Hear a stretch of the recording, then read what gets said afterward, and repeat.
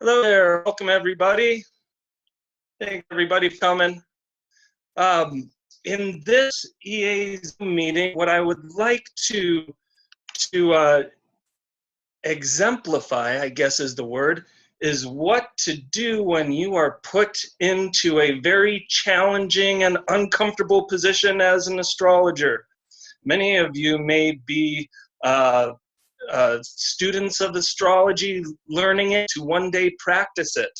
And in your becoming a professional astrologer, invariably, you will be put into a position where you might not know the answer. What are you going to do about it? You're the astrologer. You're supposed to know everything. You're supposed to know the way the universe works, the meaning of life, and the answer to all my problems. Well, guess what?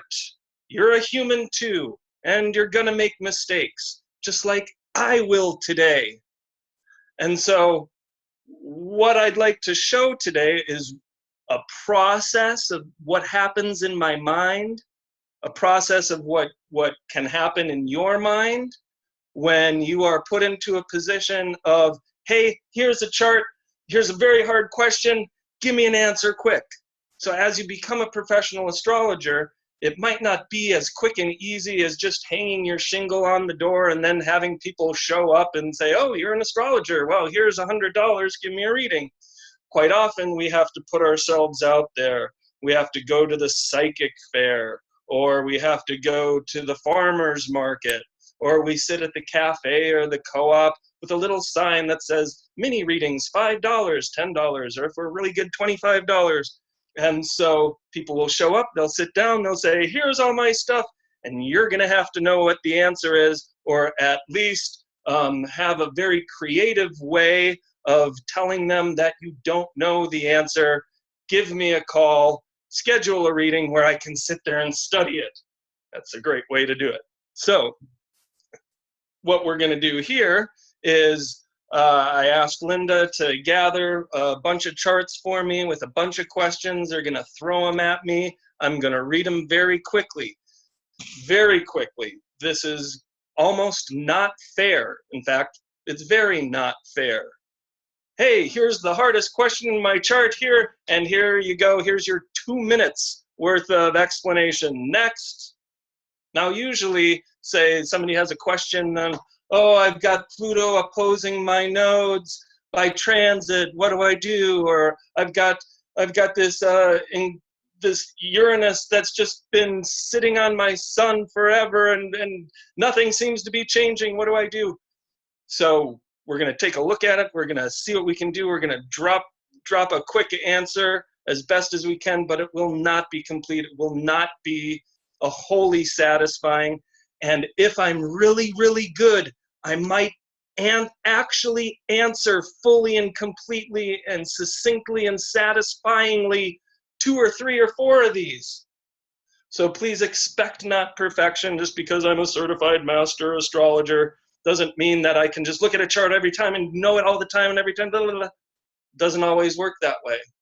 Usually I'll sit down and I'll look at a chart for a minimum of a half hour before I do a reading. But I also do a psychic fair once a month where people show up and they sit down and they want to give you $2 a minute to tell you everything right now. And you don't have a chance to sit there and ponder, so you have to use your intuition. So what I'm going to do here is things are going to come up. I'm going to look and see what we have to see. I'm going to see how we can put it together. I'm going to talk about my process, and hopefully we can find an answer in the whatever 4 or 5 minutes we have per chart. How is that sounding, Linda? Do you have anything to add to that or omit? Or? That sounds fine. We can give each volunteer 5 minutes, but it's up to you. And let's just check if Cameron's here. He's our first volunteer. So Cameron? Oh, right. Yeah, I'm here. Great, Cameron, great. So we're set to go. So would you like the first chart to be put up? Sure. Yeah, okay. bring it on. Let's do it.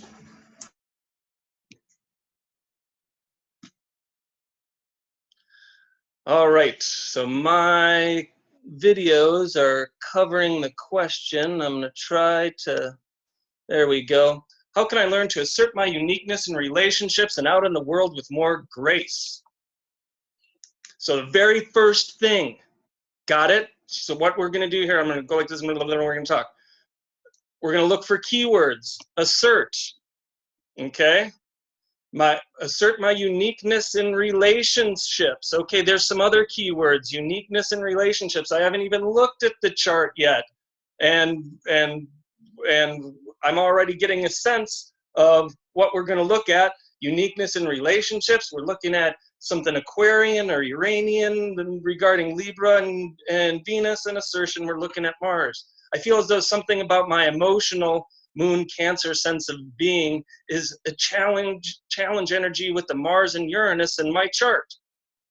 The question is in reference to my Moon in quincunx with my Mars and Uranus. The question is in reference to the Moon in conjunct Mars and Uranus. My Jupiter retrogrades opposes that very same Mars and Uranus as well.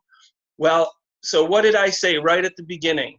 Right at the beginning, first sentence, I didn't look at the chart. I didn't look at the rest of what he was saying. How can I learn to assert my uniqueness in relationships and out in the world with more grace? Boom, right away. What did I say? Something Aquarian or Uranian and Mars and Uranus.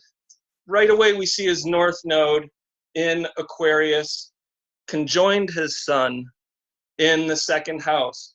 And always, and this is, it's almost like cheating.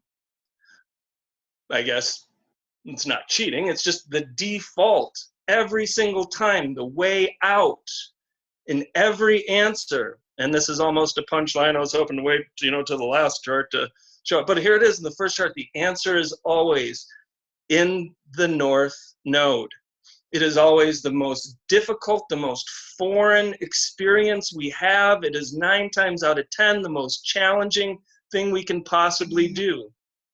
However, for Cameron, his way out is through the north node in the second house in Aquarius. So I can take the question of the Moon, of the uncomfortable feeling of having to assert one's uniqueness, Mars, Uranus, out into the world. And here we see all of this whole stellium of conservative Capricorn energy in the first house.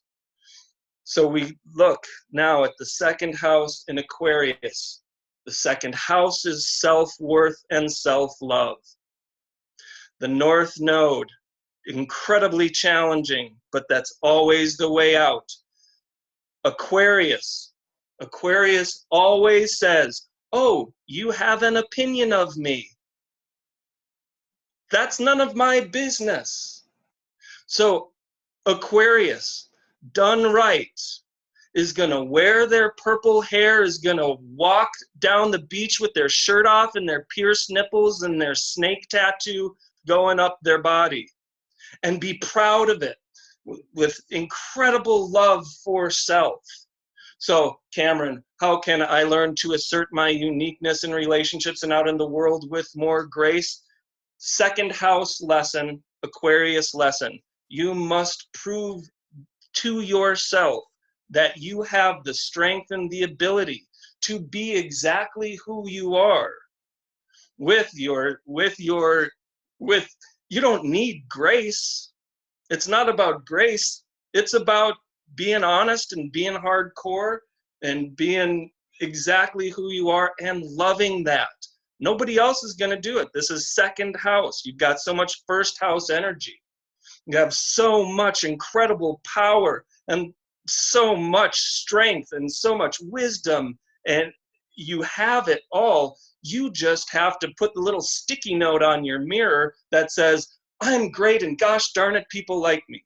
Cheesy, hokey, new age, I know, but everything comes down to you defining for yourself your own life. And so what you'll have to do is jump out of an airplane. What you'll have to do is go spray paint the side of a boxcar just to prove to yourself that you have the ability to do whatever it is you say you have to do. And as soon as you can look in the mirror and say, I did it, doesn't matter how small, you then take the next step and the next step and the next step, and very soon you are asserting your uniqueness in relationships out in the world with more grace. The inconjunct, really quickly, because I'm almost out of time here, the inconjunct, the quincunx, I mean, without going into a 6-day lecture on it, be it known that those of us who have these yods, etc., in our chart, this is, I want to use an expletive that would not be conducive to social etiquette on Facebook in order to say the process of what we feel when we engage the quincunx, because it's like the universe just messing with us. And when the universe just messes with us, then we have to be stronger, we have to be above that, and we have to prove to ourselves that we have the heart, moon, and the strength and perseverance and drive and motivation, Mars, to bring our uniqueness out in the world. This is ancient, this is lifetimes, and so don't expect it to happen like this. It is a lifelong process. Small steps, you can do it. And are we taking questions, or are we just saying next? We'll have a brief response from the volunteer, Cameron. Excellent. Yeah, that works. I like that. I mean, I already do all that stuff. That's why I like put with grace, because I already do it. Like, I don't even worry about anybody else, honestly. And it's funny that you said the purple hair thing, because I had blue hair. Yeah. Like, just recently. Like, I never had color in my hair ever before, so that was like really cool. Like, kudos to that. Respect. Right on, right on. So so grace, you don't need grace. Tact might be okay now and again, but it's got to be about you. It's not about making anybody else happy. If it makes you happy, that's what you're here for, homie. Yeah, no, I feel that for sure, and I do that definitely, and I guess that's why. Yeah, like I was saying, tact though, that's good. Yeah, I feel that, and I do that for sure. Gratitude.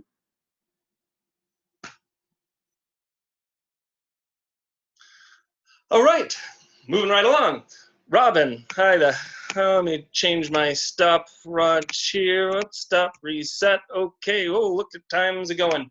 Okay, I'm thinking about how I have had reasons to relocate many times. Okay, I'm going to stop right there. I'm going to look at the cusp of her 4th house. Okay, got it.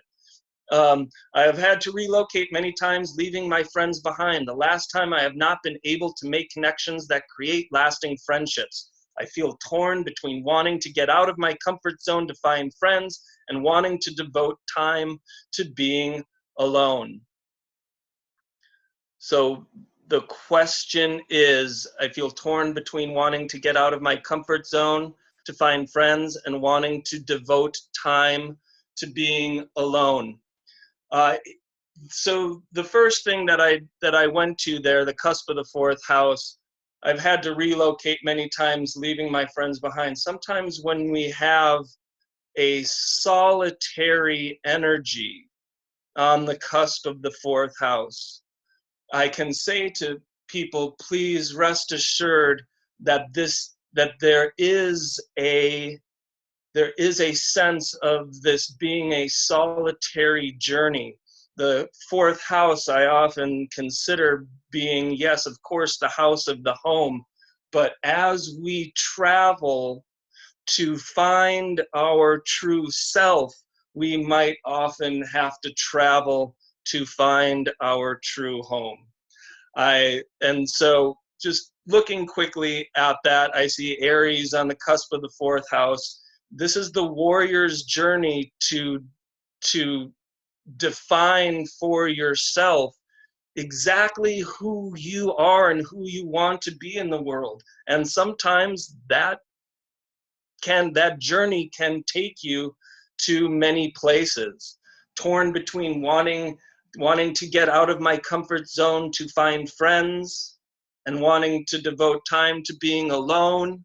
And I look at the Gemini South Node conjunct Moon in the 6th house, and how that Gemini South Node can I think of Gemini in its shadow can be such frantic mental energy. What do I want? Do I want to go this way? Do I want to go that way? Do I want to go up? Do I want to go down? No, but right looks really good. What about left? And so sometimes Gemini is like the butterfly flying from flower to flower. Ooh, look, there's an orange one. Yummy. Oh, hey, what's over there? It's a blue one. So in terms of friendship, how do we keep lasting friends when we continue to shift things around and move things around? This is an incredibly tough question. What kind of friends are we looking for? What kind of friends do we need? And we look at the cusp of the 7th house, our allies, our partners, our close friends, Gemini. With the Gemini moon, I can see that there's a strong desire, of course, to have those connections, to have those allies. But then I see this Cancer, Venus and Cancer there in the 7th house. And how, it's nice to have those nice little friends that say, oh, hey, how's it going? Oh, nice to see you at the co-op. Oh, nice to see you there.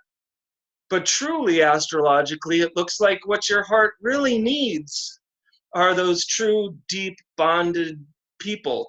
And here's the trick, is that no matter where you go, those true, deep bonds will always be there. So I've had to relocate many times, leaving my friends behind. And the last time I couldn't make solid friendships. Maybe you didn't meet those people that were safe enough to be in that heart space. So again, a 4-minute look at your chart, and we're not looking at the ruler of your north node square the nodes or sun square the nodes. There's so many things that we can talk about that are little pieces inside and addendums to this question, that to answer this fully, it's like we want to schedule a reading, but for the most part, I could say something like this: your true friends will follow you wherever you go. And if you don't make friends right here and right there, know that your life you are on an adventure. You are on a great grand journey, and some of those people will have to fall away as you define exactly who you are in this world. And as you come into greater and greater definition of self, your life will expand greatly. And maybe it has, and maybe it does. And so as it expands, those people will expand too. And so you get to be very selective as to who's resonant with your heart and who is worthy of that sacred space. And if people are not worthy of that sacred space, then they're acquaintances. They're those surface friends who, maybe you see them every 4 or 5 years, and that's okay. But those 1 or 2 friends, my guess is you've got those 1 or 2 friends. Those are the really important ones. And that's the best that I can say in this limited time. Great. Any comments? Yeah. Yes, thank you. That was good. Well, all righty then. Very good. Glad to be of service, ma'am. And I also like to say, just to throw another little bow on that, is that just looking at that North Node in Sagittarius in the 12th house, I always like to suggest to people that this is a life where if you open up to it, then the universe is like waiting to give you all sorts of good yumminess. And so it's the degree that you can feel worthy of opening up to that good yumminess and worthy of opening up to the friends and the allies and those true compatriots. And as you come to greater definition of self, those people will show up more. So, Thank you. Very good. all right, very good. Next, please, step right up. All right, Kristina, here's your toughest question. What are the changes that are coming my way in the next 2 years, since the Jupiter-Saturn conjunction in 2020 will be at my, on my sun? Yes, precious. How do I attune to it? And what is the, and second question, what is the relevance of having my ascendant at 0 Virgo 42? Okay, those are a couple questions. So let's take the first question here. Now, when we're looking at the movements of these slower planets, of these outer planets, and their conjunctions, their aspects to each other, etc., and their conjunctions and aspects to things in our charts, we can say, and you can say, you know, oh, what are the changes that are coming my way in the next 2 years, looking at Pluto and Saturn, and right now Mars transiting my 5th house. Oh my goodness. Here's the thing. Again, slow-moving planets build energy. And so if we were in a counseling, consulting situation, I'd be asking you questions like, what do you think is building in your life? Now, looking at the fact that you've got a 5th house sun in Capricorn, I could surmise that one of the reasons and meanings for your existence is to bring form, Capricorn, to something within you that needs expression. Hopefully something verbal. Oh yeah, I'm looking at all that 3rd house stuff and 9th house stuff. I'll ask you if you've got your book written yet. And if you don't, here comes Pluto to hit your sun, and Pluto's going to hit your sun with Saturn and say, okay, it's time to get off your butt and finally write your book because you have so much incredibly powerful information. It's time for you to get that out to the rest of us. You are a channel. You are, here's your ascendant, your Virgo ascendant.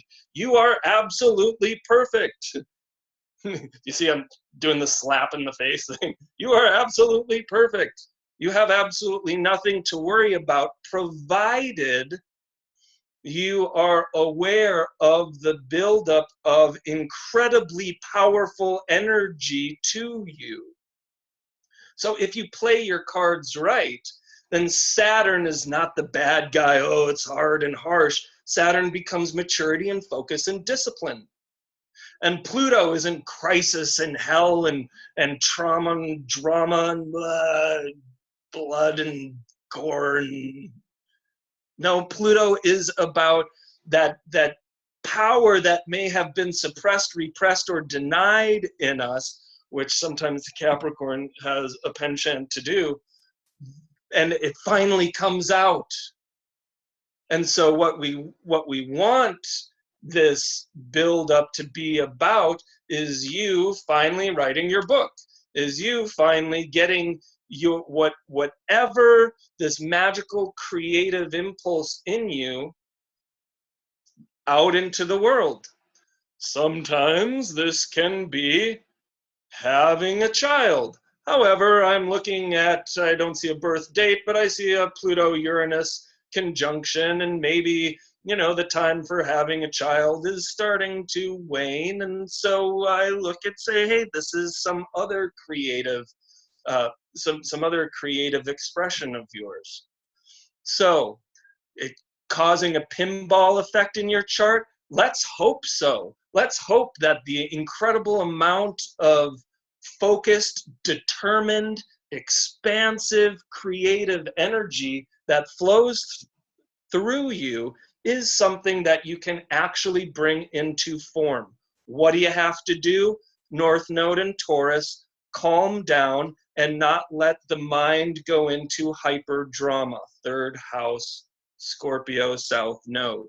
And so therefore, if you can channel the power inherent in that Neptune South Node Vesta conjunction, then you open your psychic centers as a channel of the universe, bringing it into form. And we love that 9th house Taurus in the house of publishing, an earth earth sign giving form to something concrete in the 9th house, you know, all you have to do is access this this powerful 0-degree Virgo ascendant and say, okay, let's get to work. Let's plant the seed. Because if I plant this seed and I tend it well, and I grind that wheat down when it's ready to harvest, I will be able to make the perfect loaf of bread. You, Kristina, have the ability to make the perfect loaf of bread if you can, what's the word, abstain from hyper self-criticism, thinking that you're not good enough, comparing yourself with others, or any form of guilt or shame that has heretofore kept you from writing your book, plural. Any questions or comments? Hi. So that was fun. Thank you. I saw your other video and I really enjoyed it about the North Node. And my accent is from Brazil. I'm in São Paulo.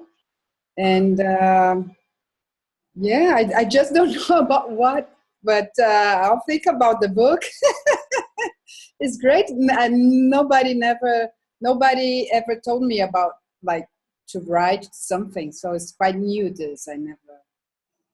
I'd encourage you to play around with different forms of self-expression. Everything from dance to writing to painting to singing, and I will also invite you to ask yourself if there has been any wounding in your history regarding your confidence and in your abilities to express yourself creatively. That is a question that transiting Pluto through a house will ask. Is there anything that has wounded your childlike joy and wonder that can stimulate your creative impulses?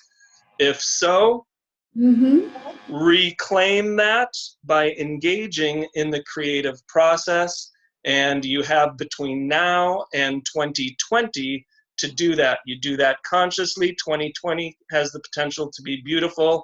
If you continue to suppress, repress, or deny your creative function, it will find its way out, healthy or not.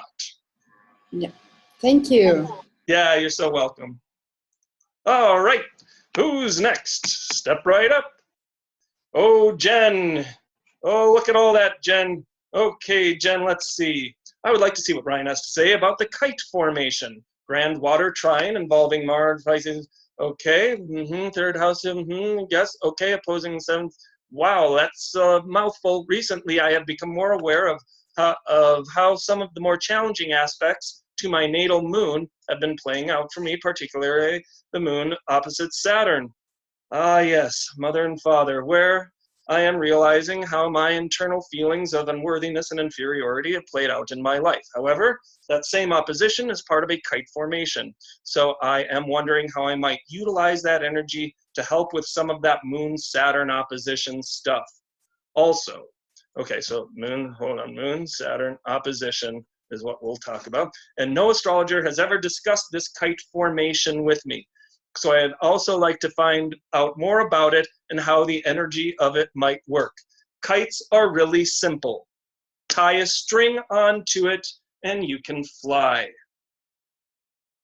Enough said, okay? Which means that if we, and when I, enough said, no, that's awfully cavalier, forgive me. What I mean by that is all of these planets that are in this formation, they're all having this conversation with each other. That means when like Mars is active, well, Venus is going to be active and Saturn's going to be active, and quite frankly, everything is active. This is an incredibly active chart. And when we look for activity, oh, there's another south node in Gemini. Active, active, active, active. So here's something. So we can discuss the kite formation just in these terms, that when one thing happens to a part of your life, everything else is triggered. And to the degree of consciousness, conscious awareness you put into that one trigger, whether it be the Mars trigger or the Saturn trigger or whichever, the more consciousness we can put into that archetype and spin it in the most powerful way. Mars always asks us for courage. Venus always asks us to calm down. Saturn always asks us to grow up. And so a Moon-Saturn opposition, whenever I see a Moon-Saturn opposition, I always like to go back to, how is your relationship with your mother and father? Because chances are, and that my experience has shown, that there have been roots in the childhood between the nurturing and the disciplining faculties, stemming from, the father may have been the Moon archetype and the mother may have been the Saturn, for all we know. So the question, recently I've become more aware of how some of the more challenging aspects to my natal moon, particularly the Moon-Saturn aspect. And so whenever we look at Saturn Moon, we can say, okay, sure, it was the parents, whatever, what do I do about it now? Whenever there is a question on aspects, square, trine, sextile, inconjunct, we are needing to integrate. Any opposition is opposing forces that don't necessarily understand each other. Moon in Cancer wants to just chill. Saturn in Scorpio has a penchant for attracting drama it doesn't want, going back to the Moon that wants to just chill. How do we find our strength in the world? How do we find our strength in the self in order to come out into the world with a level of maturity, focus, and discipline? This is the lifelong struggle of a Moon-Saturn opposition.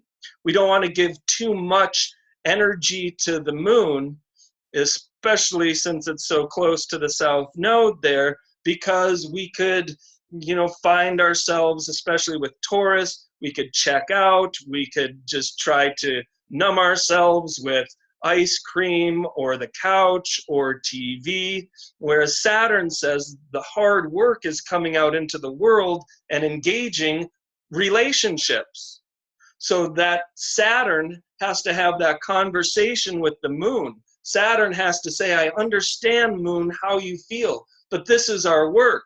And the Moon says, oh, but I just will stay here in my first house where it's safe. And Saturn says, well, the hard work is coming out into the world and engaging other people, but I want to be safe. And so this is about you having a conversation with yourself to say, okay, Jen, it's going to be okay. It's going to be okay. Your North Node is in Sagittarius in the 7th house. Trust and faith, trust and faith. There is a star flower essence of oregano. Let go and trust. I would highly recommend it because that is what has to happen here in this chart. Moreover, when we have a kite and that kite is flying, we have to let go by holding on and trusting that wherever the winds are going to blow, that we will be able to land safely. You have so much working for you in your chart here. Remember to always stay focused on that Sun-Jupiter conjunction in the 5th house as the ruler of your North Node, and say, what's fun, what's light, what keeps me happy, and always move in that direction. And looking at this chart, I could probably talk for another 4 or 5 days, so forgive me if this is incomplete. Any questions or comments there, Jen? No, that. You actually brought up some things I really hadn't thought of. The whole trust issues. That is incredible. I hadn't even thought about that, you know, with all that. Of course, we've got Pluto in there causing a T-square with some other things. Not that that is the reason, but, you know, there's that energy there of losing power, of, not being in control of everything. That's really cool. Thank you. And with that, the grand water trine, that, you know, being able to just go with the flow. That's right. That's what I'm looking for. Yep, you've got everything in your chart working together when you're working together with your chart. Yeah, it does seem like everything sort of triggers something else anyway. Yeah. Got nothing. All right, very good, Jen. Thank you. You're welcome. Next contestant on Here Is Your Life. Karen's toughest question. Hi, Karen. I have Venus square the nodes. Okay, let's just take a deep breath right there, because that's a whole huge, intense conversation right there. But let's, and BLM conjunct south node. I guess I don't know what BLM is, but that's okay. I experience these skip steps as a difficulty in expressing the Shakti side of my nature appropriately. I often, you have a Uranus-Pluto conjunction right near that Venus there. So we could say you have Venus, Uranus, and Pluto. And Chiron, square your nodes. I often run headfirst into what I assume is the first house Mars opposite 7th house Saturn dynamic when relating with others. I'm direct, artistic, and expressive, and this is threatening in my culture, especially coming from a female.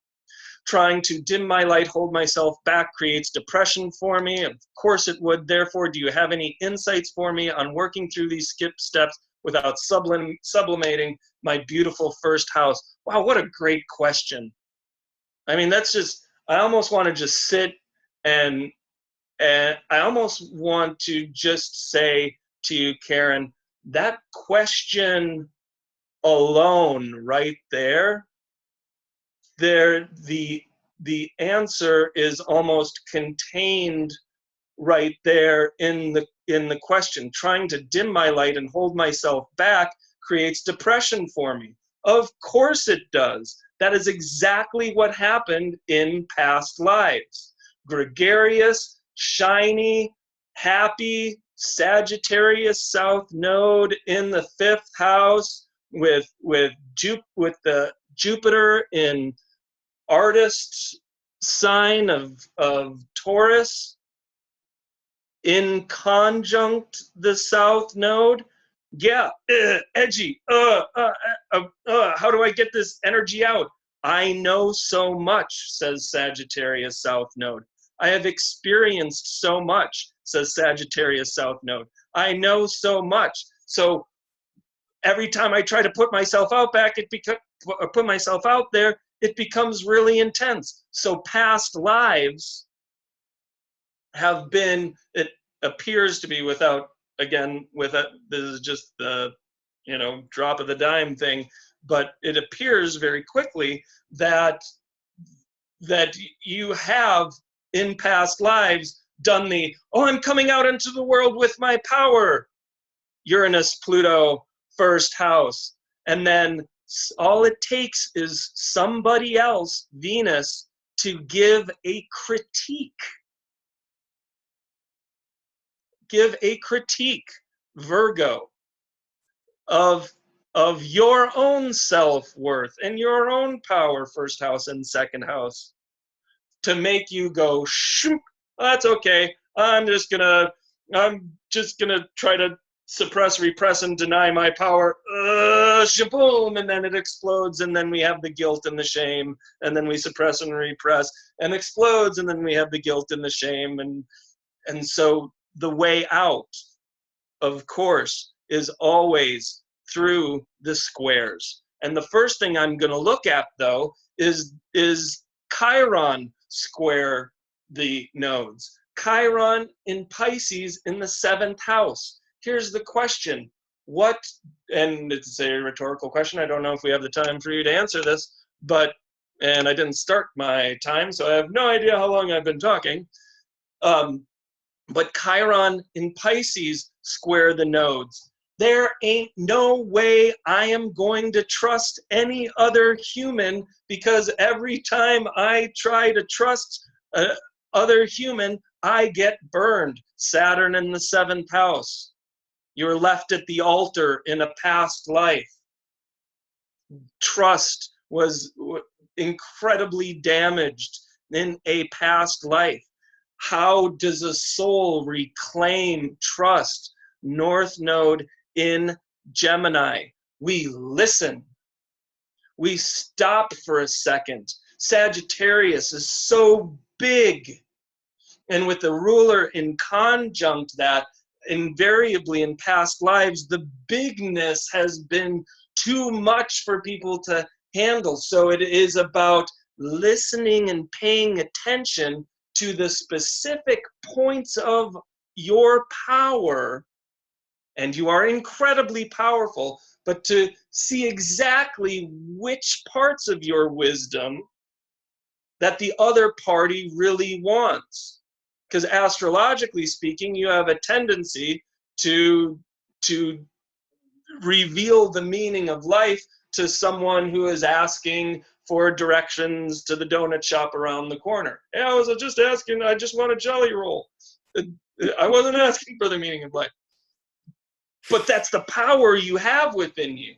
And so it's focusing that power and specifying that power and tailoring it to the individual needs of whomever you are choosing to be in community with, 11th house, focusing it and tailoring it to their needs. The only way that that can happen is if you stop and listen to what their needs are, is if you pretend, and I do mean pretend for a second, that you don't know the answer, that the amount of force that you have,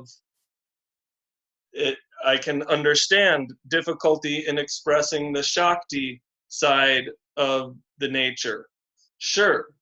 So the lesson of that, of that Chiron in Pisces in the 7th house is to not only trust yourself, but to trust other people. And here's another thing that I just got to hit on. It's forgiving all of those people whom you have trusted and been burned by. You must let them go. They have hooks in you that are keeping you from whatever whatever the truth of the power of your expression is. Now, I'm sure I've gone over time, and the more I look at this chart, the more I want to say about it, but I know you focused on the Venus skip step. I'm going to focus a little more on the Chiron in the 7th, Chiron and Pisces in the 7th house skip step. You're not, astrologically speaking, like I really know, you're not going anywhere until you can forgive those who have wronged you, until you have turned the other cheek and learned how to love thy neighbor. And then when you see that, you will see how much you actually love yourself and how powerful you are, and how to best share that power and energy. There's a lot in there, but that's just the beginning. Thank you so much. That was a great download. I really appreciate your time. All right. Yeah, no problem, Karen. All righty. 8:45. Oh, I can do this all night. Okay, let's go.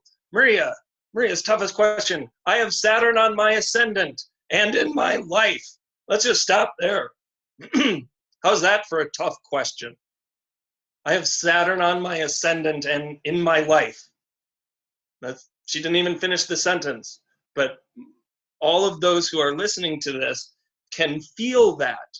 And that's one thing that's really important about astrology. That's one really important thing about speed reading charts, is that we have to feel what that feels like. So boom, Saturn on the ascendant. Okay, and in my life I find that I have plans for my life, but they never come to fruition for one reason or another. Plans. So there's this innate drive for change that is always hampered or obstacles put in my way. Yeah, that's Saturn in the 12th house. How can I overcome this? And what is the life lesson for having Saturn on my ascendant? I think the most appropriate question here is how the heck do I deal with Saturn, Mercury in the 12th house? I also have a lot of Venus, Libra in my chart, yet my love life has been continually for most of my adult life less than fulfilling. Okay, couple of questions there, but we'll see how they coalesce. First of all, if there's any planet in a house that I have incredible empathy for, it's Saturn in the 12th house. Those of us who have Saturn in the 12th house, and yes, it's conjoined the ascendant, and the sun is on the ascendant, and yes, that is big. However, Saturn in the 12th house, I look at those, 1 in 12 of us, and say, welcome to the path of guruship. And what do I mean by that?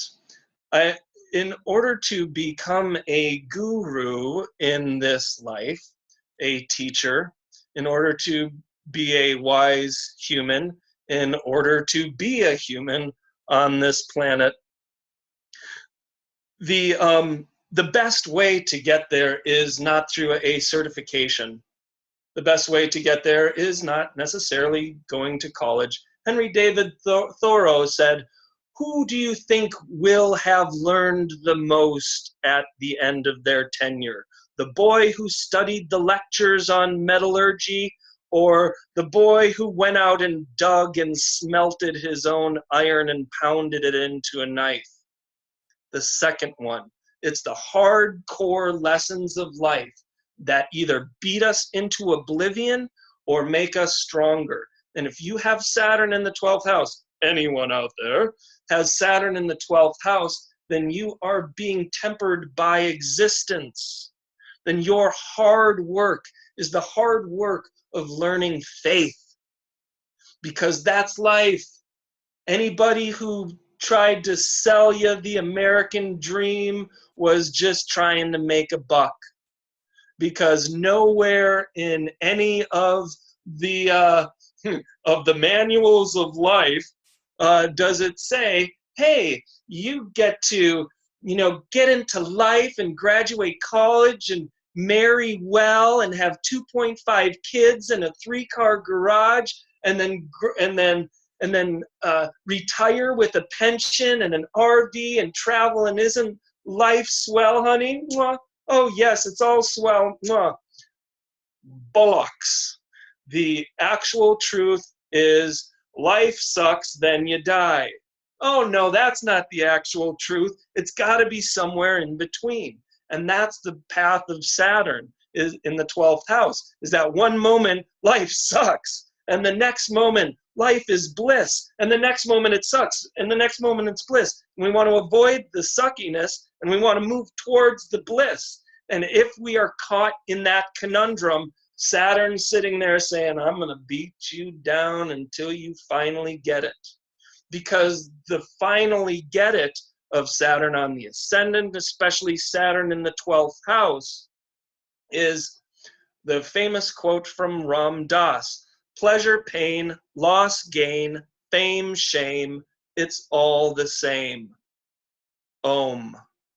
And so you must, and I do mean must, approach the joys and the bliss knowing that you cannot hold on to it forever, and must approach the horror and the terror and the hardship with as much consciousness as possible, knowing that it won't last forever. And that place in between is the path of enlightenment. And if you walk that path, then you will, as you walk that path, you become more and more and more enlightened. And enlightened, according to Carl Jung, is not merely the seeing of luminous shapes and visions and Ryan's addendum going into the world of woo-woo.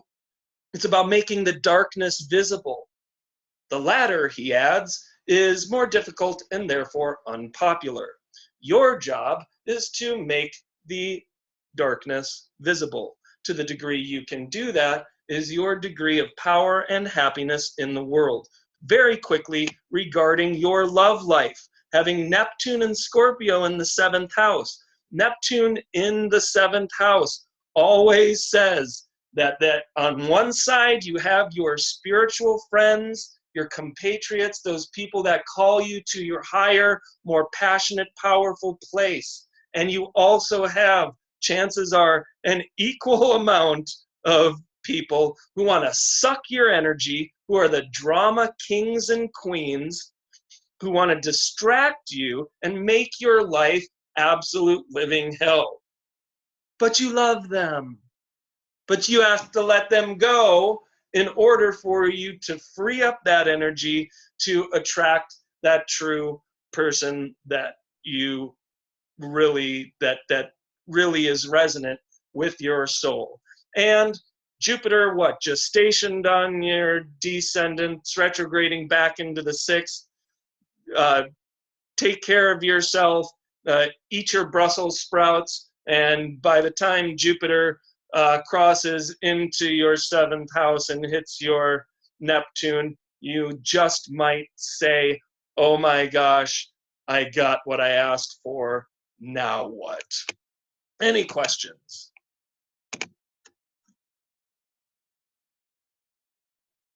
Comments? Yeah, thanks for that, Ryan.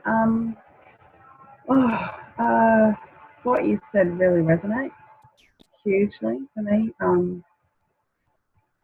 Sorry, I'm just trying to take it all in.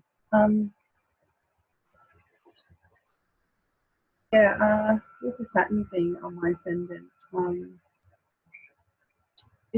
I find it really hard to overcome that because I really want the change to happen, and I feel really positive about it, and then the fear will come in, or the obstacles will come in. Oops, can you speak up? I missed that last part. Yeah, so no, I was just saying that, with wanting to move forward in life and evolve. But it just seems to be the theme of, these major obstacles that are put in the way. So it's just how to get past that. Yes, and I can completely empathize with that, and I can say that your soul chose those obstacles to make you stronger. Having Saturn in the 12th house myself, I can speak with some authority on this subject. So it's not over, but if you can keep your chin up, and if you can forgive, and if you can open your heart to the flow of the universe and not try to control it, then the path will appear before you more easily. So do we have time for one more there? Look, this can be an open-ended meeting if you like. We have 4 more to go. Oh, okay.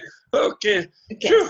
And here I was thinking, wow, I have 6 minutes before I can get out of this seat that is getting incredibly warmer. But let's keep going. Let's do all of these and see if we can see what we can do with y'all. Okay, Melanie, I want to look at my Yod with Chiron, Pluto, and the Moon. Lord, have mercy on my soul. Yes, we most certainly do want to look at that. Chiron, Pluto, where's the Moon, Pluto, Chiron, and Uranus. Oh, I see. Okay, very good. Aha, yeah. Boy, Uranus in the 12th house. Okay, these are all huge signatures for me, you betcha. And I've been working with them all relative to my nodes, but I want to better understand how they relate to each other through Chiron. What special significance Chiron holds here? That's a really great question. Around these archetypes for me are themes of sexual abuse, access to other realms and special knowledge, past trauma, of persecution from community and martyrdom when expressing authentic self, and now working my way towards radical authenticity and transparency in who I am so that I may offer myself more fully in support of my Dharma regardless of my past trauma. You just answered your question there. You are to do all of that Chiron work. Here is the work of Chiron. How do we do it? And how is Chiron different from, say, Saturn? How is Chiron different from Pluto? How is Chiron different from Uranus? So this is a huge essay question. This is a 5-day workshop on Chiron. But always remember that the Yod is also called the finger of God. That where the Yod is pointing here to this Chiron, it's always the way out. And Chiron is squaring the nodes. So yes, the work here is chironic. So what is chironic work? Stephen Forrest described Chiron in this way. He said, "You've got a toothache and it hurts. Everything in your consciousness is dominated by the pain of the tooth. Oh, don't talk to me, kid. I've got a toothache. Oh, I can't do the dishes. I've got a toothache. Totally sucks." And then the phone rings, and it's your best friend, and they just lost their mother. And you're talking with them, and you're there, and you're present for them. And yes, and I love you. And how else can I help? And yes, I love you. And isn't it interesting how the tooth isn't hurting so much right now, but we say goodbye and we hang up the phone.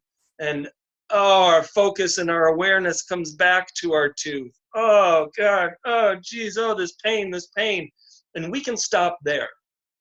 And we can say, okay, well, there's step one of Chiron, the awareness of our pain.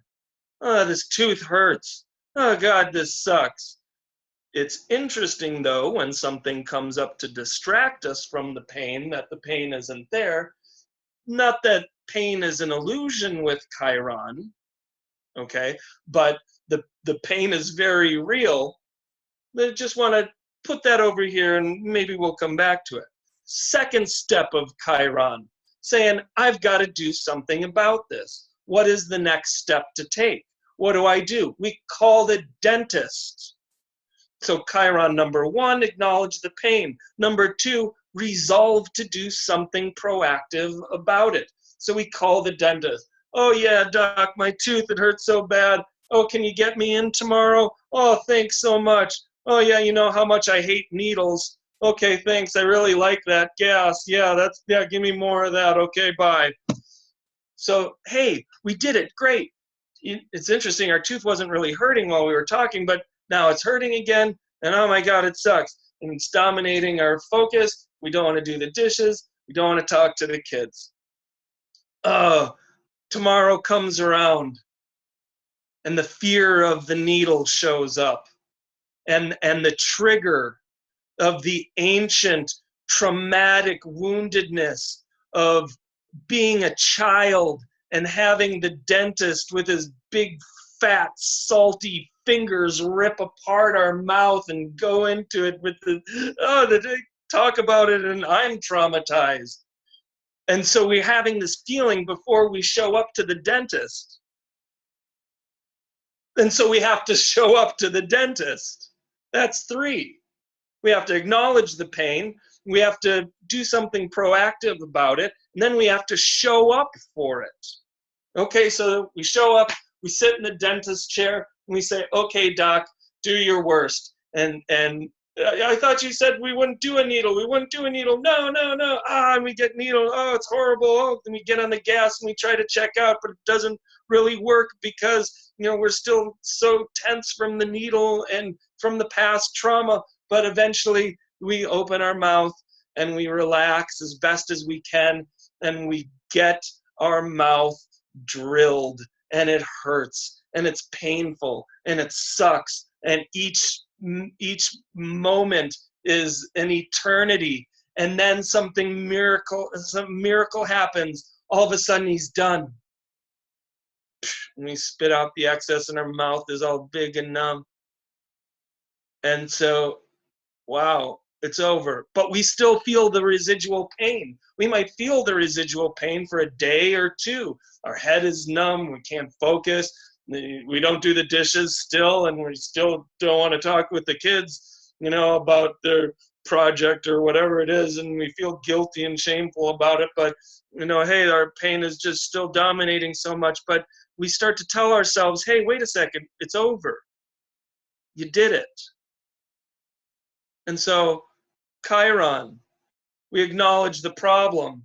We do something proactive about it.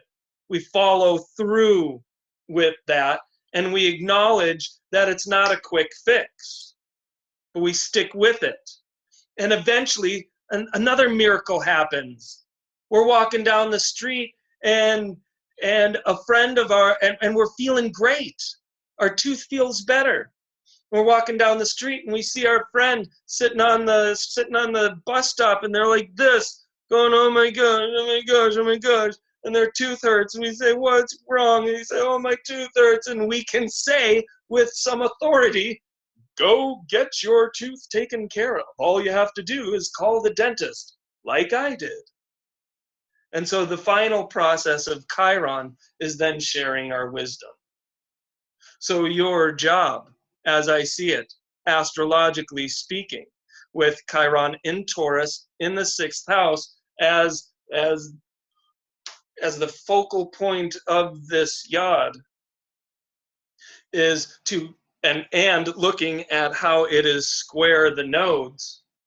This is about reestablishing an incredibly conscious relationship with your body, with your habits, with your routines, and doing it from a non-hyper emotional way, from a non-intense way, from acknowledging the desire for peace and calm and ease and things to be nice. We want a good Libra moon, and like a good Virgo, we want things to work. We want things to be functional and effective. So Chiron, it is a relentless process of self-healing. Every day, every moment must be a renewed commitment to staying with the body, to staying in the present moment, to staying with your intuitive and instinctual self, Taurus. So regardless, not to diminish, of course, but regardless of the past trauma, the past suffering, it all comes down to how great of a relationship you can have with your physicality, with the present moment, and with the day-to-day workings of your life.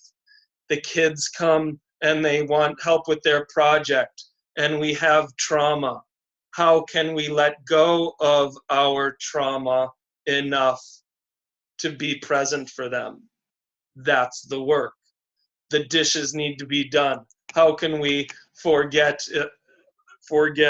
about our trauma enough to get the dishes done? The dishes are done. We come back. We sit in the proverbial dentist chair. We let our mouth get drilled, and we do our yoga. And we take our herbs, and we take our flower essences, and we talk with our friends, our healers, our mentors about what our next steps are. And we do everything we can to know, for you to know that your North Node is in Leo. And so for you to always tune your focus to the joy, to the expansion, to the happiness. You have suffered, you have experienced trauma, but you are alive as a human. And if there's anything that Chiron in the 6th house is about, it's about gratitude.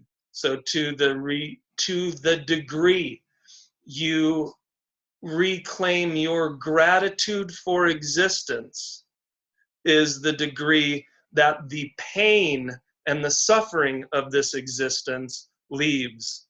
Pain wants to leave this world, gratitude wants to engage it. That's a little over time, but any questions or comments? Thank you. I appreciate all of that, and it's been a joy to listen to you and watch you just gesticulate throughout this whole process. I've loved it very much.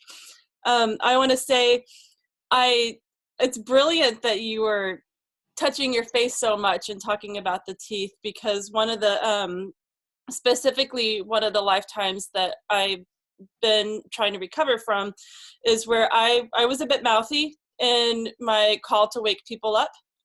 You know, I didn't let things go unsaid during a time when there were a lot of forces that really wanted to suppress what I had to say and thought that I would be influential.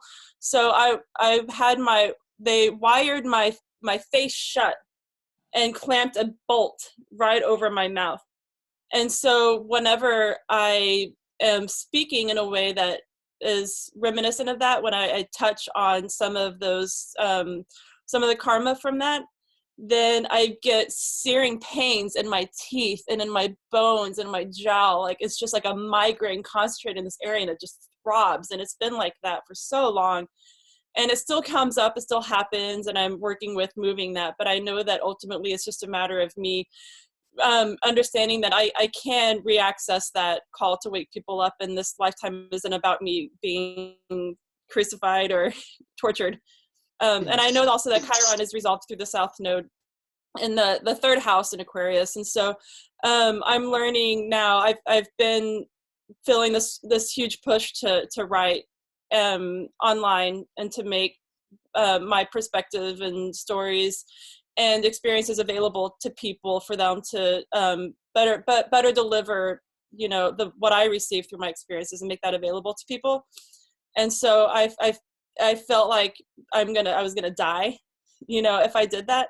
And going through a nodal return, I've been more and more feeling like, oh, and Jupiter I think is on my Pluto right now, but I've been feeling more and more like, if I don't do it, I will die. So feeling like I was gonna choke, you know. So Yes. So I've been going through that big push now and trying to get that more integrated. And I think what you're saying makes a lot of sense. The part where like it hurts, but I do it anyway, and then I take care of myself through the process. Yes, you got it. You're very wise. Keep up the good work. Thank you. Yeah, you bet. Okay, Monique, what's your toughest question? I have a question about the dynamic of my family karma. Ah, yes. Don't we all? I have pretty full 11th and 12th houses. It is something I would love to get some insights on. I would love to get some family of 5. Father died when I was 2.5 while mother severely ill in hospital. Wow. Felt extremely responsible for younger sister. We had to go to convent as mother unable to care for us. Felt scapegoated by mother. Deeply rooted story, which I find hard to grasp.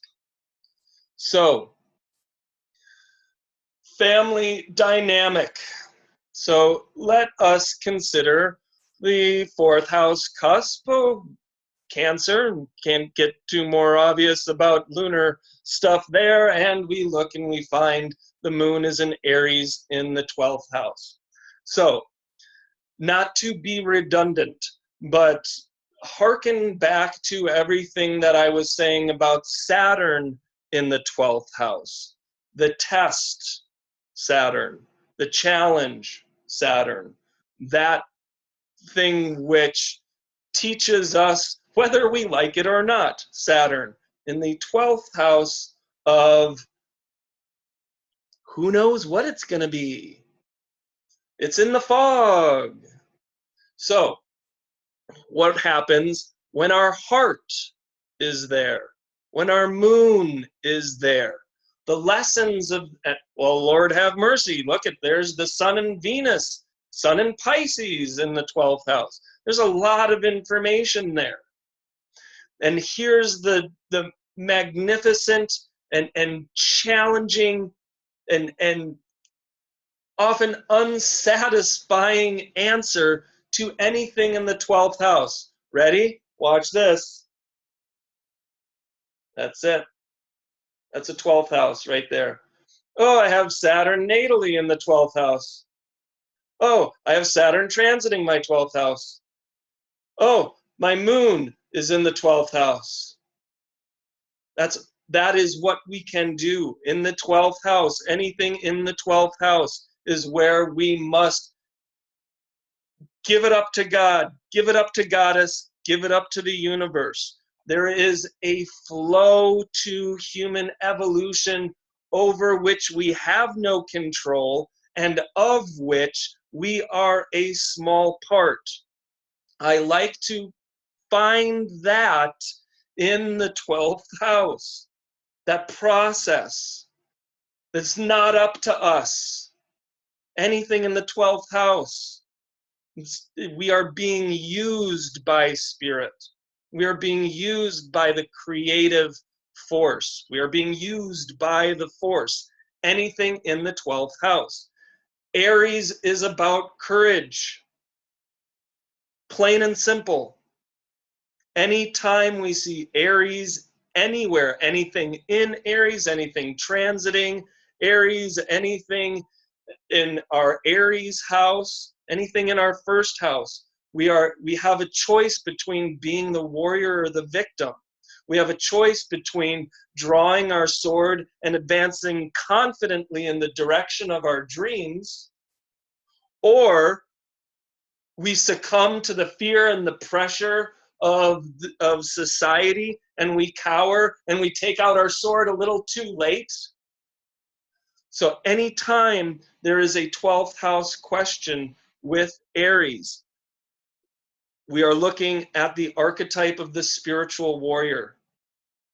So Monique, in all of these deeply rooted stories, and if I were to spend some time really sussing out some more story, there's a heck of a lot more story in your nodes.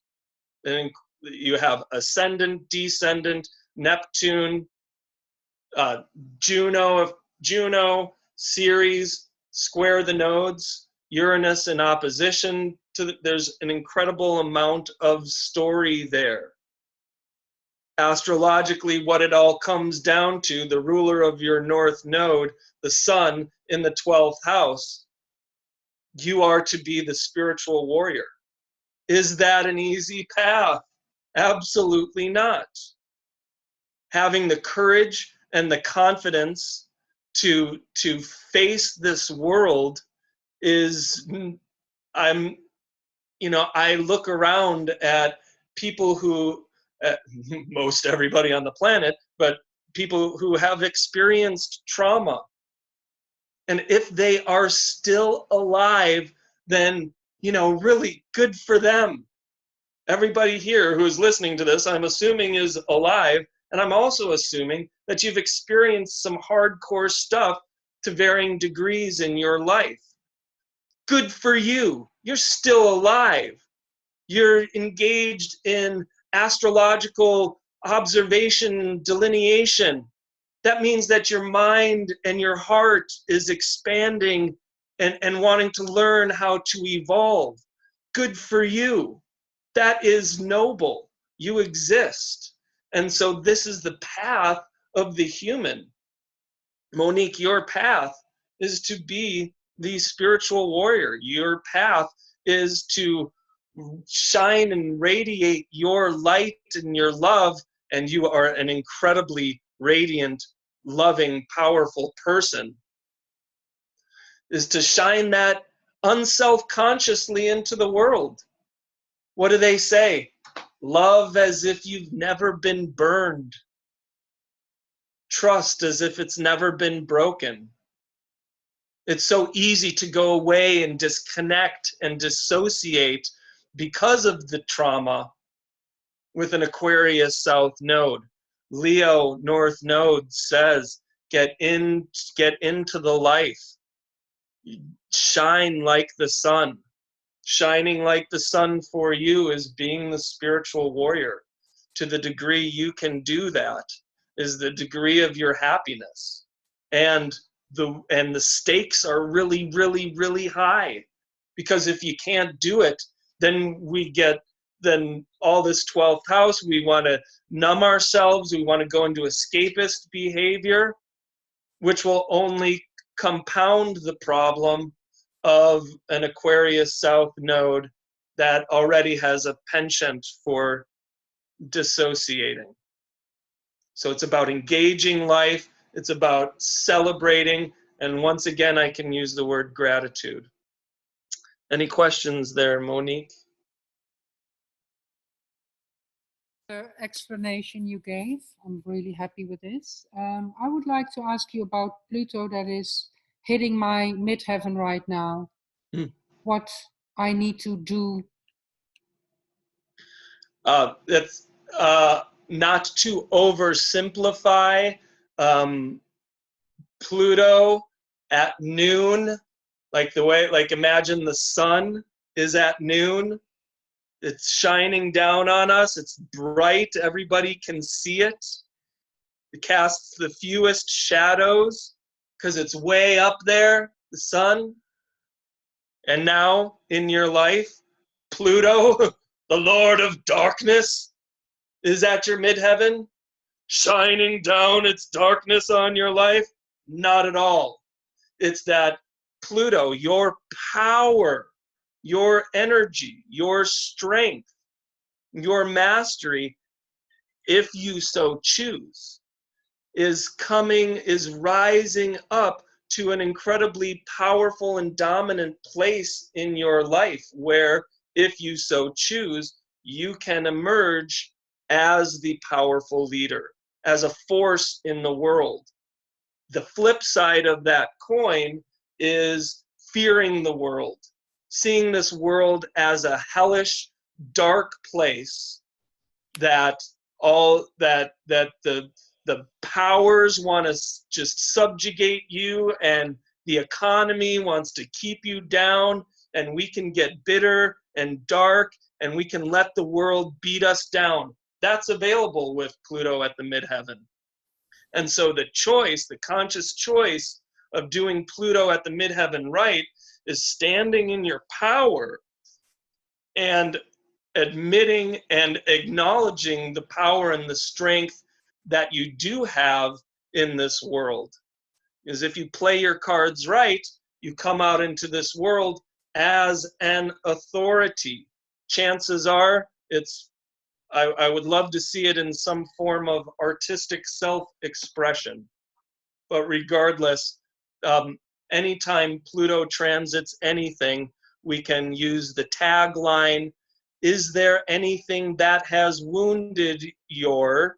10th house, career, place in the world, etc. And if so, what is the healing process that you must engage in order to resurrect yourself and find your power inherent there? So engaging the world, not fearing the world, confronting the powers that you feel they may have over you and saying, you are not more powerful than me. Standing in your strength, stepping into your role as leader is a very positive, powerful use of Pluto at the midheaven. And if you play your cards right, as Saturn conjoins that in the next next year and a half, and in the next couple weeks, next month, as Mars conjoins that, I would hope that that you find renewed motivation and determination to put your power out into the world more. So that's what I know that way. Wow, thank you so much. Yes. I want to put my art into the world.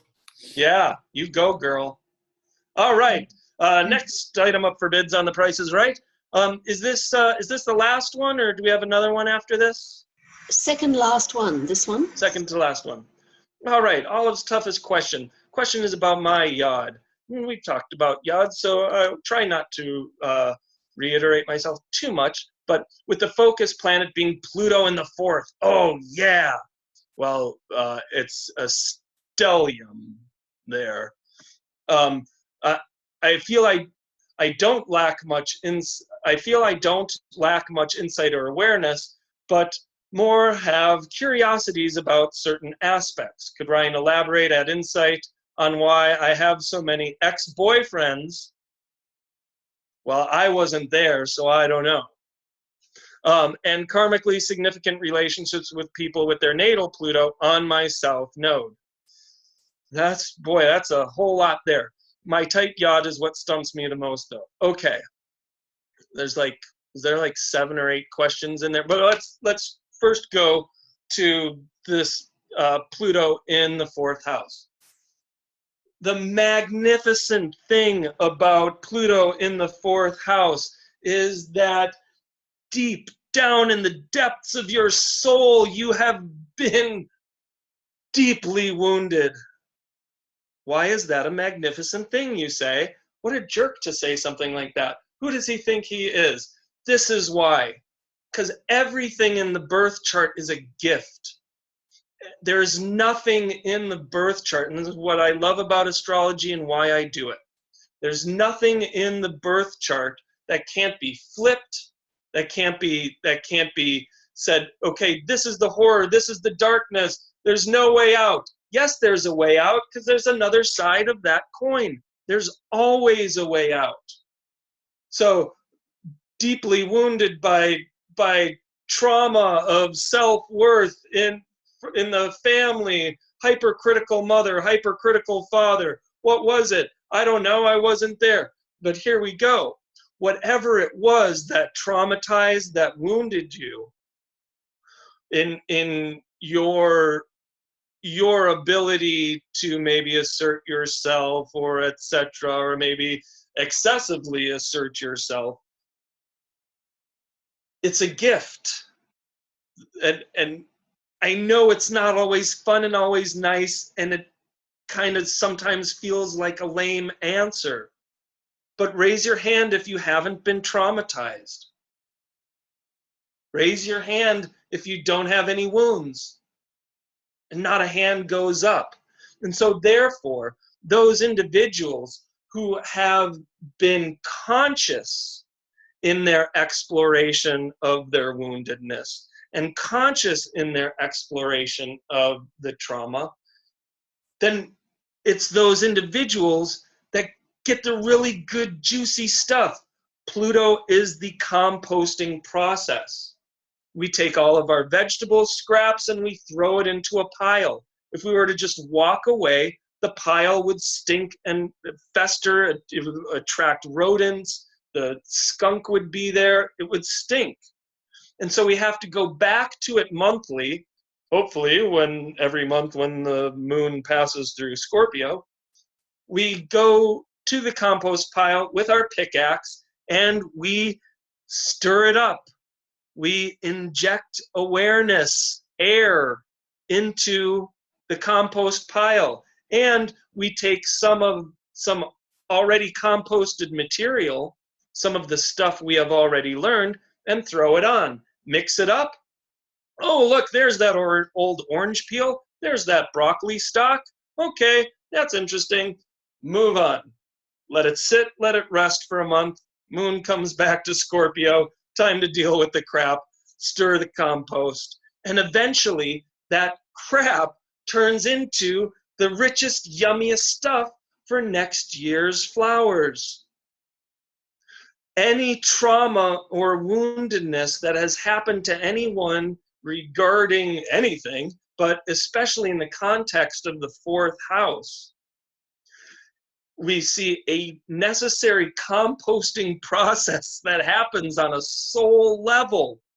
And when we do this intense, deep self-healing on a soul level, and we do it right, we do it with consciousness and engagement. Oh, there's the wound, there's the horror, there's the darkness. Okay, forgive, humility, release, whatever it is we have to do. Then we have this incredible amount of compost. We have this incredible amount of juicy yumminess. And what can we do with that but say here? Now, we say here. That brings in the relationship piece, doesn't it? Hey, here comes somebody with Pluto, natal Pluto at 18 degrees of Libra, and I'm attracted to them. Why? Because there's more to be composted. And so we do this work of composting, and this is great because with Saturn, Aries, North Node, with Mars in spiritual 12, in Gemini, you're the spiritual teacher. And you have suffered so much, so it's really good fodder for your book. It's really good fodder for your teachings. As you have suffered, you are able to be there for others in their suffering. So your wound is your gift. And so why do all these people come? Why do I have karmically significant relationships with people with their natal Pluto on your south node? So that you can compost your old stuff mo better. So that you can get more deeply, intensely into the raw, hardcore passion of life, like a good Aries North Node, and engage with it smack in your face whatever stumped you in a past life. And so everybody who has shown up in your relationships, and fifth house is where we bring people into our lives in order to clear karma with them. My good friend Jessica Shepard wrote a book on the fifth house, karmic dates and momentary mates, or something like that. Fifth house of romance, fifth house of multiple romances, fifth house, we bring people into our life in order to clear karma with them. Great. Yes, you want to clear all your karma as much as you can. So you have brought these people into your life so that you can do this. Maybe it's caused some trauma. Forgive me. Good, because that suffering, that whatever horror or trauma you've experienced in your family, in your past, in your ancient rootedness, becomes a gift that you have grown through this in your life and have accumulated incredible wisdom.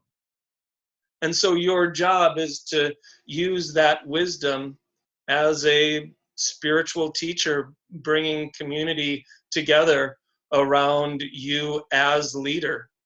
So, any questions on that one?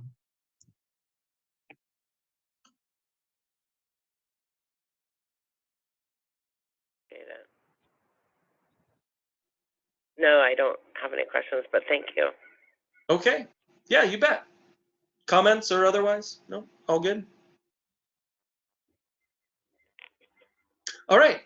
Okay, Shelley. Let's see here. Okay, is this the last one? Toughest Yes. question. All right, thank you. I'm struggling to survive my Chiron return. You just defined Chiron return. The struggle to survive. Okay. Virtually everything in my life has changed dramatically since 2015. Lost my marriage, my home, my job, my health, and have been in therapy for the last year trying to heal from PSD from a lifetime of emotional torture. So I'm just going to stop there. And this is where I get to quickly scan your chart, say, oh my goodness gracious, look at your Pisces moon and look you in the eye and offer you as much love and compassion as humanly possible. Because for you to even be able to say those words, I think is an incredibly, it's a huge evolutionary leap for you. So good job.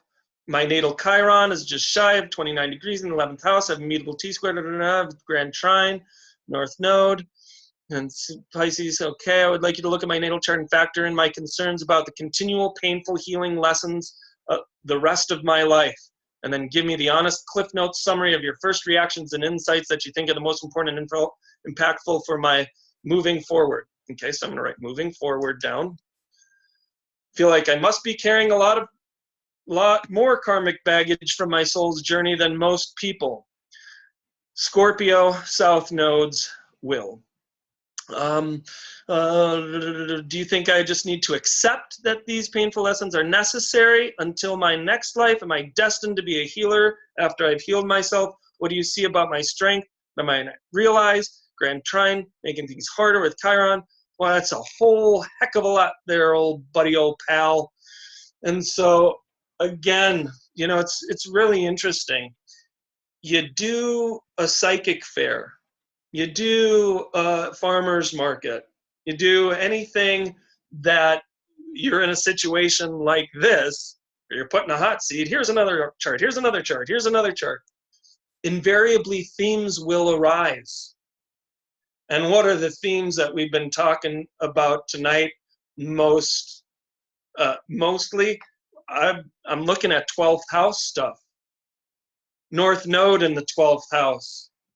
Sun, opposite South Node. Mercury, opposite South Node. It's huge. We have the ruler of the South Node, Mars, and we've got Saturn opposing it. Other ruler, we look at Pluto. Pluto conjoined Uranus, and Venus is squaring it. So here's the very first thing I'm going to do, is I am going to what's the word?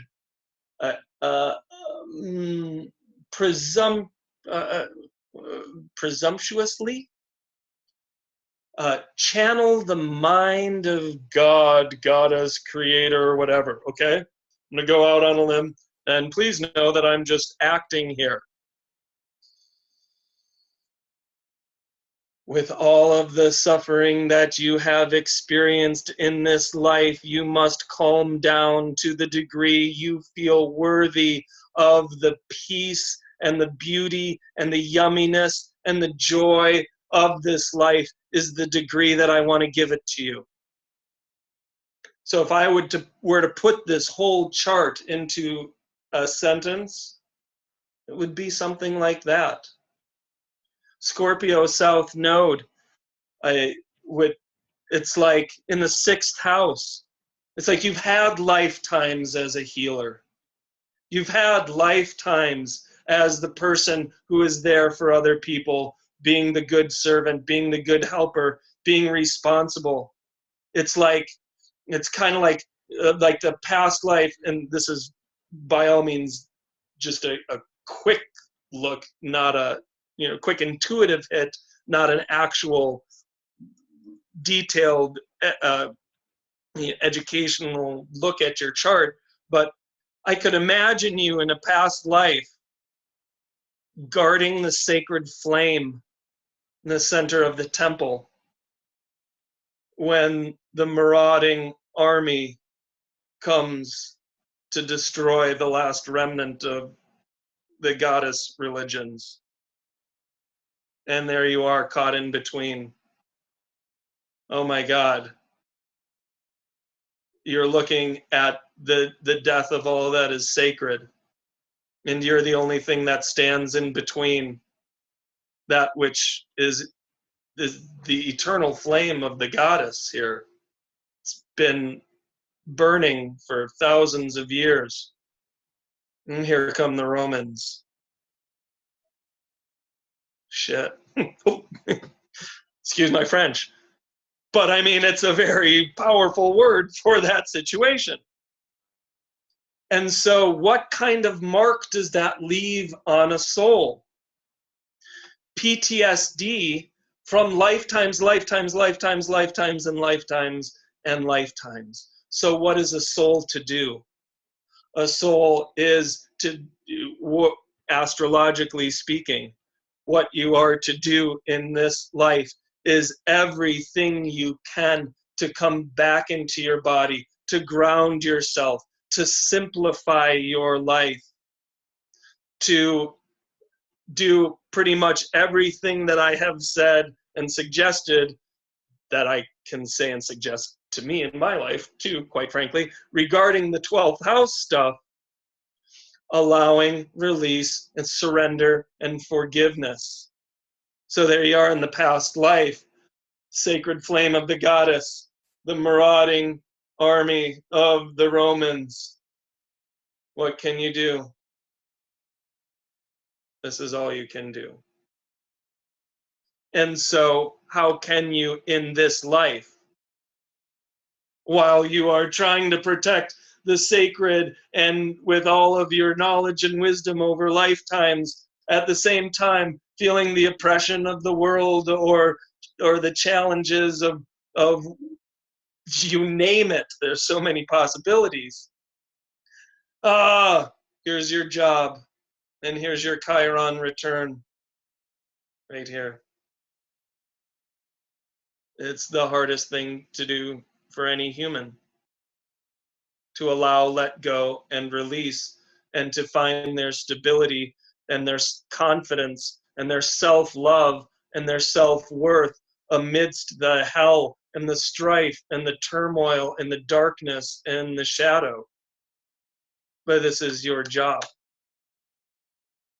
And there's no way around that. And so for you to be in this place, not this place, but to be in this place amidst this, the more you can do that. This is an energy that builds over time. You don't have to do this. You don't have to do this the rest of your life. Start doing this. Gratitude. Pain wants to leave life. Gratitude wants to engage life. So with your sensitive, super psychic Pisces moon and sun and every of the 12th house energy, Neptune prominent, it is imperative to remember the sacredness of every present moment. To the degree you can do that is the degree of the painful lessons shedding and the universe saying, oh, she's calm enough now, I can give her this gift. She's not so frantic, I can give her this gift. And so with the ruler of your north node there in this question here, this Venus on that cusp of the second house, you are to, in Gemini, you are to have a conversation with yourself that says, can you maintain your equilibrium? Can you maintain your self-love? Can you maintain your focus and your objectivity amidst all of this? You, like everybody else here tonight, are being asked to be enlightened. Boy finds out about, maybe I've said this before on this platform, I use this story quite often, so forgive me if I'm being redundant, but a boy finds out that an old man has the secret to enlightenment.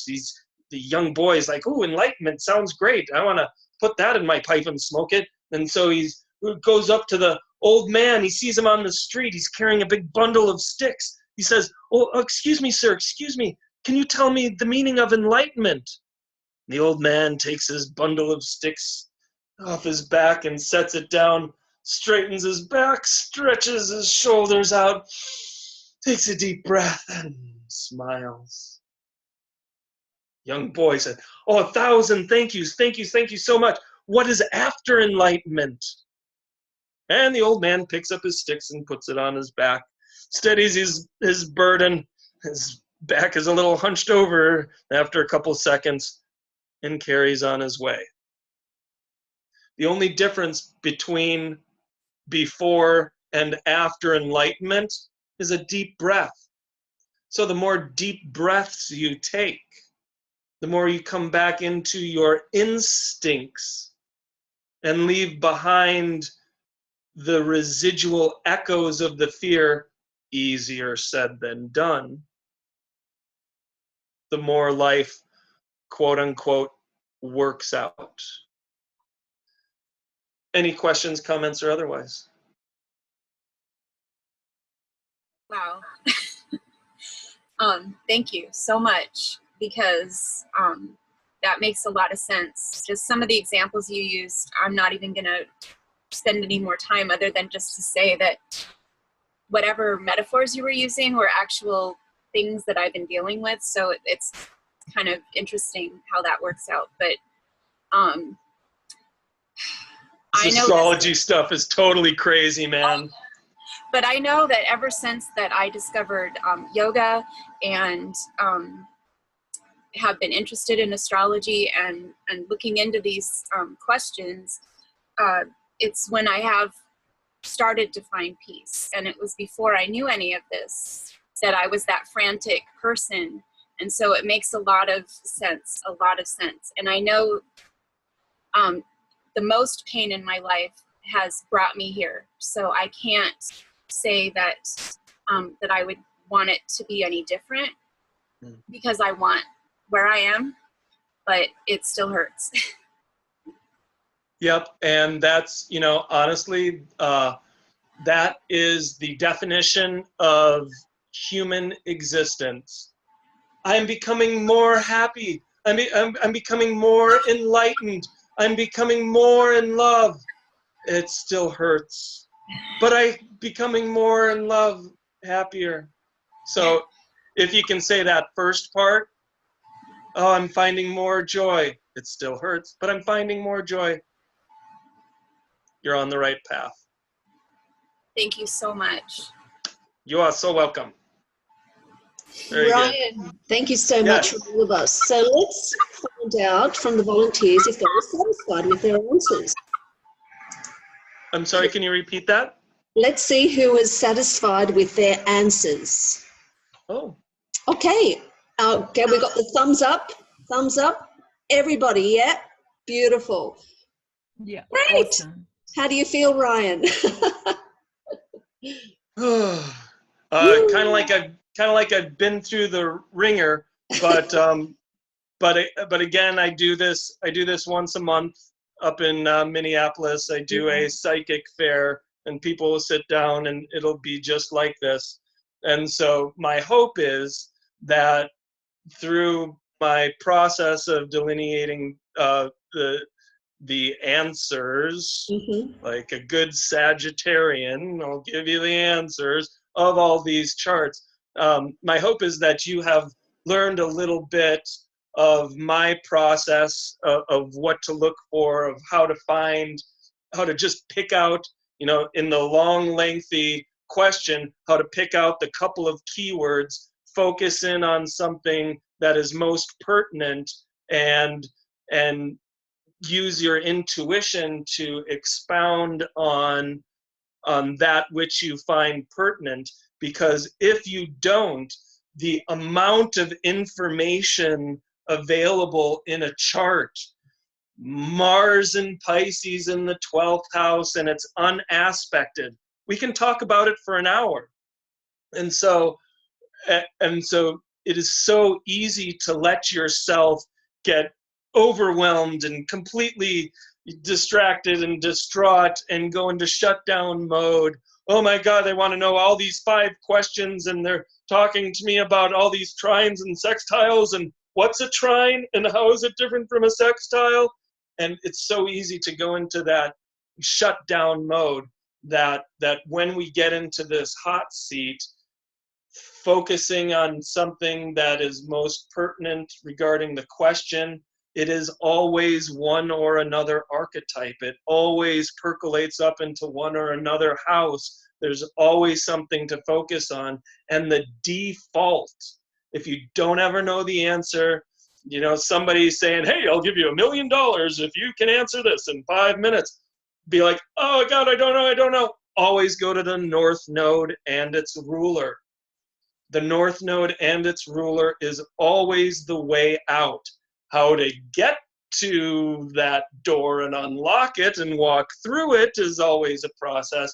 But whenever we can point out the archetypology of the North Node, its house placement, the ruler of the North Node, and any prominent aspects to either of those, that's where the answer is, regardless of the question. Great. I found it very helpful, and I especially loved what you were saying about Chiron, because we can all really apply that to our own Chiron. So thank you very much from all of us, and we'll My wind pleasure. down. Thank you. Beautiful. Catch you next time. Thanks from all of us. Bye for now. All right. Thanks, everybody. Bye. Bye. Bye. Thank you. Good night. Yep. Nice Good night. day. Good night. Thanks.